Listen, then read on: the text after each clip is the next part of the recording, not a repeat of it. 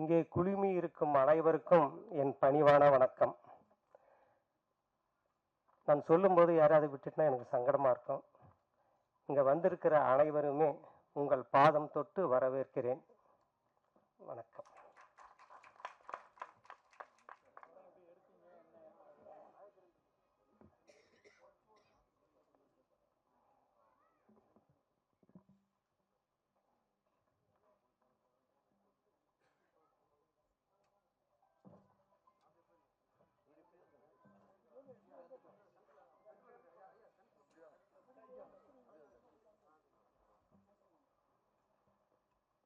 நான் இதுக்கு முன்னாடி வந்தேங்க, தமிழ்நாடு அரசு போக்குவரத்து கழகத்தில் கண்டக்டராக இருந்தேங்க. அதனால தான் நம்ம மைத்துனர் வந்துட்டு ரஜினி மாதிரி என்ன ஒப்பிட்டு போயிட்டுருக்காரு. அது நம்ம கையில் இல்லை, இறைவன் கையில், உங்கள் கையில் தான் இருக்குது. நான் ஒரு எழுத்தாளன், கவிஞன். நான் வந்துட்டு முதல்ல வந்துட்டு இந்த சினிமாவுக்காக அலைஞ்சது கொஞ்சம் நஞ்சம் அல்ல. அதாவது வந்துட்டு நிறைய பேர் வந்துட்டு சினிமாவில் நுழைஞ்ச பின்னாடி கஷ்டப்பட்டிருப்பாங்க. அதை விட பல மடங்கு நான் நுழையிறதுக்கே கஷ்டப்பட்டேங்க. யாரும் என்னை விடலை. பேரரசு சார்கிட்டலாம் வந்து நான் அசிஸ்டண்ட்டாக சேரணும்னு நினச்சேன். ஆனால் எந்த ஒரு கைடும் இல்லாதனால தூரமாக இருந்தே பார்த்துக்கிட்டு இருந்தேன். சொல்லப்போனால் அந்த சினிமாங்கிற அந்த கோயிலில் மதில் சுவரை தொடரத்தை கூட என்னை அனுமதிக்கலைங்க.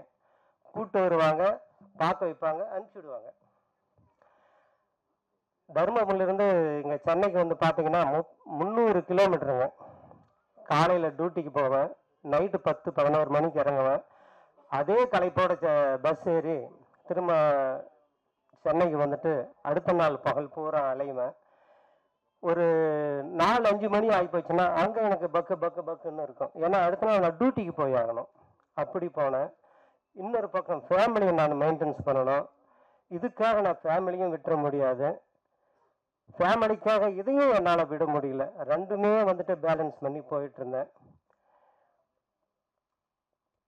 ஒரு காலகட்டத்தில் எவ்வளவோ அலைஞ்சி பார்த்தேன், செஞ்சேன். சரி என்ன பண்ணுறதுன்ட்டு எனக்கு வந்து இந்த எழுத்துக்கள்லாம் வரும். அதுவும் வந்துட்டு இந்த கலைத்துறையினுடைய தாகத்தினால தான் எழுத்து வந்தது.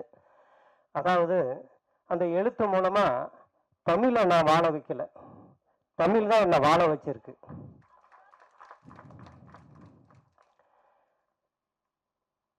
ஒரு காலகட்டத்தில் தமிழ்நாடு, கர்நாடகா இங்கே இருக்கிற தமிழ் சங்கங்கள்ல இருந்து எனக்கு வந்துட்டு ஒரு கவிதை ஒன்று எழுதி அனுப்புங்க, நாங்கள் வந்துட்டு வருஷம் கவிதை தொகுப்பு போடுறோம் அப்படின்னு சொல்லி கேட்டாங்க.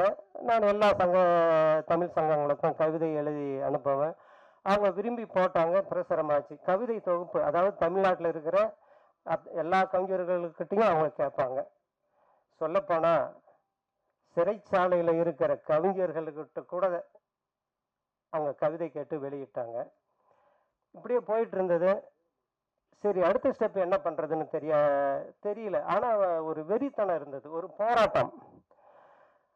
அப்புறமா எங்கள் ஊரில் வந்துட்டு தர்மபுரி மாவட்டத்தில் தீர்த்தமலைன்னு ஒரு அற்புதமான சிவன் மலை இருக்குது. அதை பற்றி புக் எழுதினேன், முதல் பாகம் 2ஆம் பாகம்னு. அப்புறமா இப்படியே போயிட்டு இருந்தது. அப்புறம் ஒரு மருத்துவ குறிப்பு எழுதினேன். அப்புறம் வந்துட்டு என்னுடைய கவிதைகளை மட்டும் தொகுத்து ஒரு கவிதை நூல் எழுதி வெளியிட்டேன். எல்லாமே நல்லா போயிட்டு இருந்தது. சரி அடுத்தது நாம் ஏதாவது ஒன்று செய்யணும் இல்லையா? சரி, அதாவது வந்துட்டு ஆரம்ப காலத்தில் என்னுடைய குடும்ப சூழ்நிலை காரணமாக தான் நான் டிரான்ஸ்போர்ட்டில் கண்டக்டராக போனேன். ரஜினிகாந்த் மாதிரி நாமளும் வந்து அப்படி இதில் இருந்து அப்படி ஜம்ப் ஆயிடலாம் அப்படின்னு நினச்சி பார்த்தேன். ஜம்ப் ஆனது தான் அதிகம். ஆனால் அந்த தொழிலை அவங்கக்கிட்ட காப்பாற்றிக்கிறதுக்கு அங்கேயே போராட சரியா போச்சு. ஒரு சில நல்ல அதிகாரிகளும் இருக்காங்க, எல்லாத்தையுமே கட்ட பார்வையோட பார்க்குற அதிகாரிகளும் அங்கே இருக்காங்க. இப்படியே போயிட்டு இருந்ததுனால இந்த இரும்பு பிடிச்ச கையும் சிறங்கு பிடிச்ச கையும் சும்மா இருக்காதும்பாங்க. அந்த மாதிரி என் மனசில் அரிச்சிக்கிட்டே இருக்கும். நம்ம வாழ்கிற வாழ்க்கை வீணாக போயிடுமா? சார் நான் ஜாலியாக இருக்கணும்னு நினச்சேன்னு வச்சுக்கிங்களேன், நான் டிரான்ஸ்போர்ட்லேயே இருந்து அப்படியே காலத்தை ஓட்டிக்கிட்டு வீட்டில் ஜாலியாக காலத்தை ஓட்டியிருக்கலாம். ஆனால் நாம் பிறந்ததுக்கு ஒரு அடையாளம் வேணும், வாழ்ந்ததுக்கு ஒரு அடையாளம் வேணும். நம்ம ஏழையாக பிறக்கலாம் சார், ஆனால் ஏழையாக சாகக்கூடாது.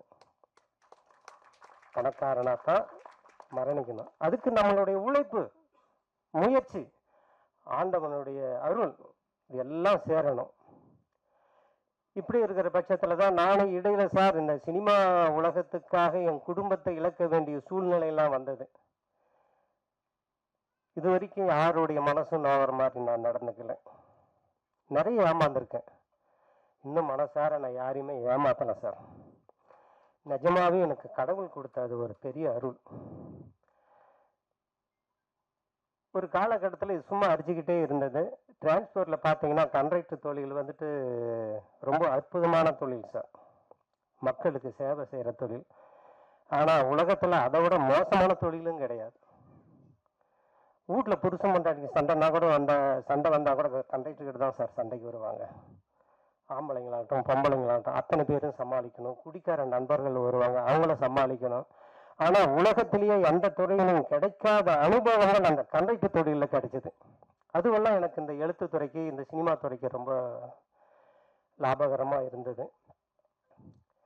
சரி, இப்படியே போயிட்டு இருந்தது. அதிகாரிகளுடைய தொல்லை தாங்க முடியல. ஒரு பக்கம் மனசு இப்படி அரிச்சுக்கிட்டு இருந்தது. வாழ்க்கையில சார்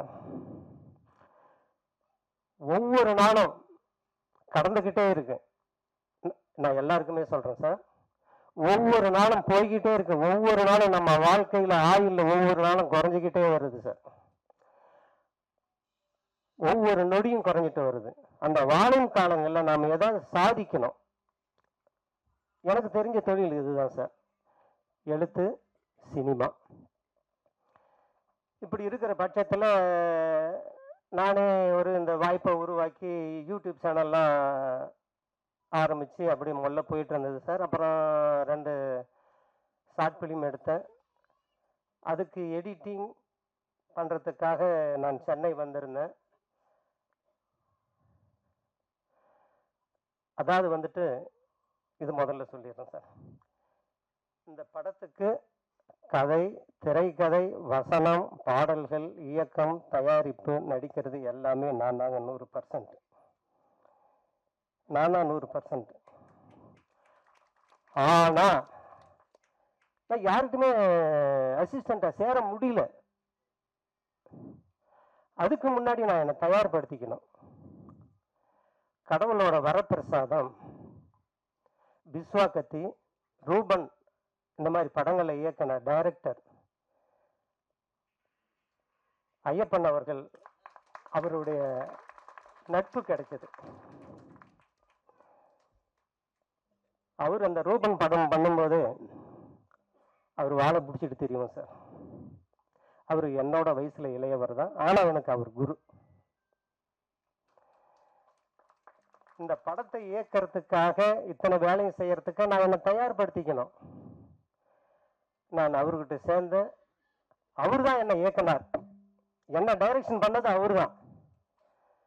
அவர் என்ன டைரக்ஷன் பண்ணதுனால தான் நான் இந்த படத்தை எல்லா பொறுப்பையும் எடுத்து செஞ்சேன்.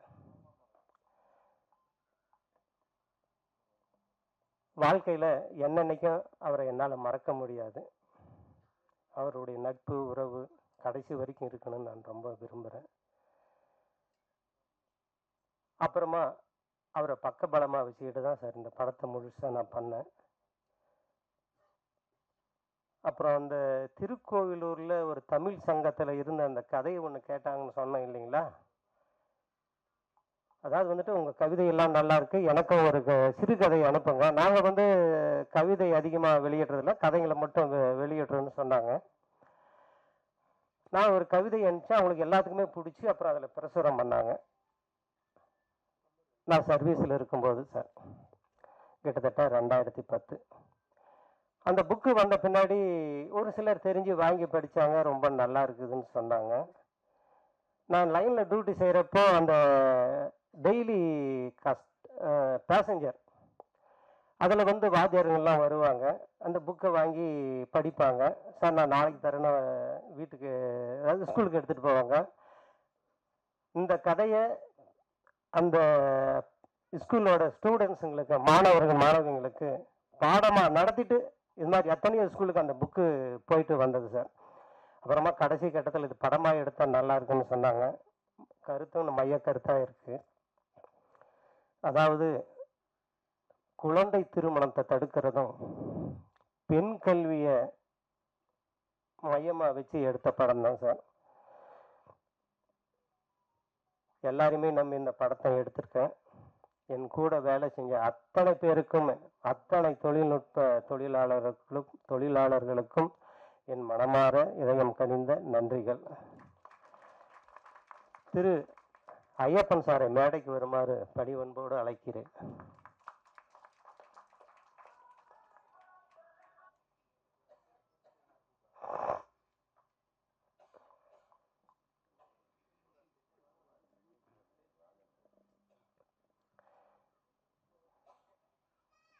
படம் துணிஞ்சு பண்ணிட்டேன் சார். அவர் தான் எனக்கு பக்கபலமாக இருந்து பண்ணார். அடுத்தடுத்து உங்களுடைய அன்பு ஆதரவோடு பண்ணலான்னு இருக்கேன். இன்னும் மற்றவங்கெல்லாம் பேசணும் சார்.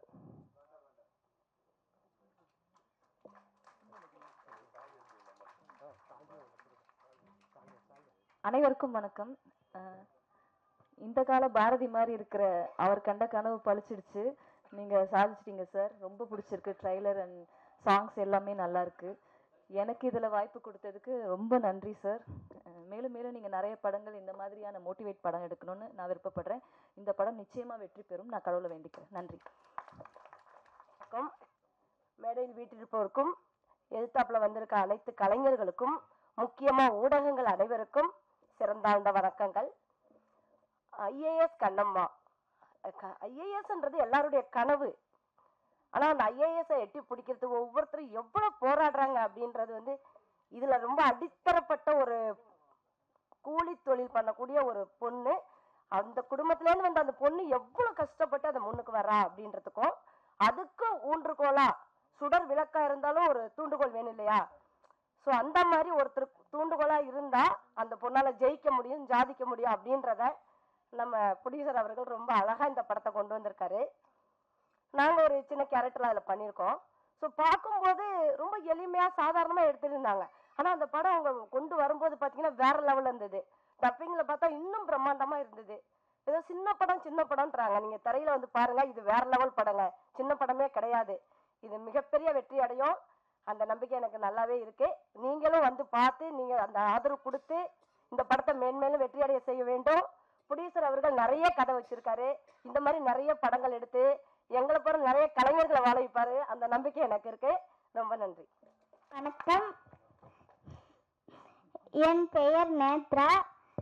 எனக்கு இது வந்து 3வது படம். எனக்கு வந்து வாய்ப்பு கொடுத்த டைரக்டர் சாருக்கும் ப்ரொடியூசர் சாருக்கும் நன்றியை தெரிவித்துக் கொள்கிறேன். அனைவரும் வந்து தியேட்டரில் படம் பார்க்க வேண்டும் மனம் வந்து வேண்டிக் கொள்கிறேன்.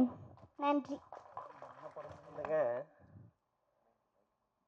ஒரு குழந்தைக்கு அம்மா வந்து அன்பை மட்டும்தான் தர முடியும். அப்பா வந்து அன்பு குறைச்சா இருந்தா, அன்புல குறைவா இருந்தாலும் அறிவை தர முடியும். அம்மா அன்பு, அப்பா அறிவு. ஆனா இது ரெண்டுமே தரக்கூடிய ஒரு ஜீவன் எதுனா தாய் மாமன் தாங்க. ஒரு அப்பாவுக்கும் அம்மாவுக்கும் கலந்த கலவை தான் அந்த தாய் மாமன் கேரக்டர். வந்ததுமே நான் அவளை ஏண்டி கண்ணம்மான்னு, வாடி கண்ணம்மான்னு தான் பேசினேன். புருஷன் பொண்டாட்டிய வாடி போடின்னு கூப்பிடலாம். அதுக்கு முதல்ல தாய் மாமன் மட்டும்தான் அக்கா பொண்ணைய, தங்கச்சி பொண்ணைய வாடி போடின்னு கூப்பிட்றதுக்கு அத்தனை உரிமை இருக்கு. அந்த படத்துல அப்படிப்பட்ட உரிமை இருந்ததுனால தான் அவளை வாடி கண்ணம்மான்னு கூப்பிட்டேன். அந்த படத்துல உச்சகட்டமாக அப்படி வாடி கண்ணம்மான்னு கூப்பிட்டு தான் அந்த படம் கிளைமேக்ஸில் முடியுது. அந்த இதில் தான் கூப்பிட்டேன். வேற யாரும் என்ன தப்பா நினைச்சுக்காதீங்க. வாமா கண்ணம்மா.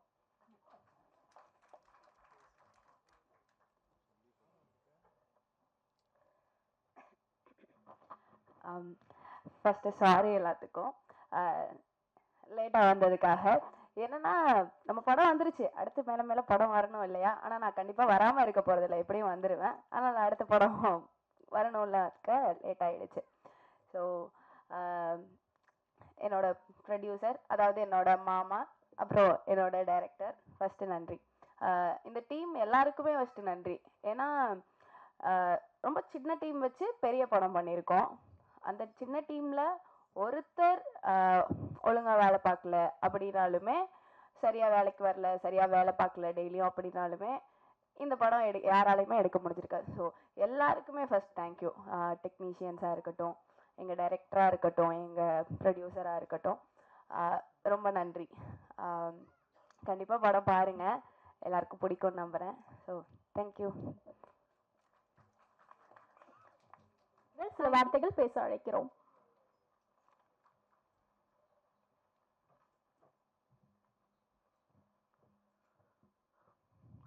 அனைவருக்கும் மாலை வணக்கம். இது என்னோட ஃபஸ்ட்டு ஸ்டேஜ் ஸ்பீச். எனக்கு விஜய் அண்ணா ரொம்ப தேங்க்யூ. எல்லா ப்ரெஸ் அண்ட் மீடியாவுக்கு எல்லாருக்கும் மாலை வணக்கம். மேடையில் இருக்க பெரியவங்க எல்லாருக்கும் மாலை வணக்கம். ஐஏஎஸ் கண்ணம்மா படம் வந்து நெக்ஸ்ட் மந்த் ரிலீஸ்ன்னு சொல்லியிருக்காங்க. எல்லோரும் உங்கள் சப்போர்ட் கொடுங்க. ஏன்னா அவங்களோட ஃபஸ்ட் படம்னு சொல்கிறாங்க.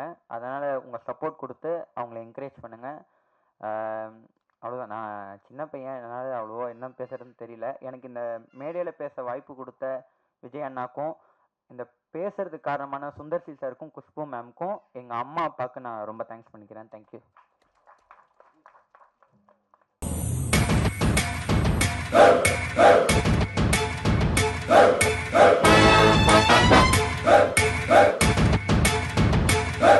Hey!